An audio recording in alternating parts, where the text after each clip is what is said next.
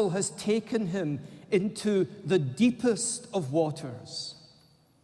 If I can dare quote Søren Kierkegaard in a congregation like this, he wrote once that life is 70,000 fathoms deep, and so is the gospel.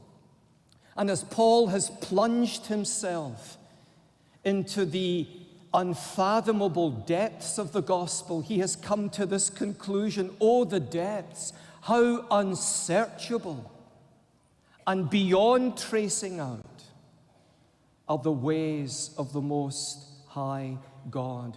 Heart-stopping doxology, not self-preening pride, was what coursed through the heart and mind of the Apostle Paul as he pondered the sovereign grace of God in the gospel of his Son, Jesus Christ. And my brothers and sisters in Christ, if the doxology of Romans 11:33-36 is not the adoring pulse beat of your understanding of sovereign electing love, you have never yet begun to understand sovereign electing love.